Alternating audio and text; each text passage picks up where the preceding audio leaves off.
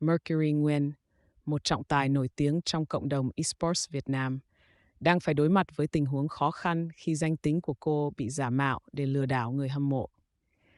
Cô đã lên tiếng cảnh báo cộng đồng về tài khoản giả mạo mang tên Nguyên Trao Anh, nhấn mạnh rằng kẻ lừa đảo đã chiếm đoạt hàng chục triệu đồng và bôi nhọ danh tiếng của cô. Trong một bài đăng trên mạng xã hội, Mercury bày tỏ sự bức xúc khi bị chỉ trích bởi những người không hiểu rõ tình hình.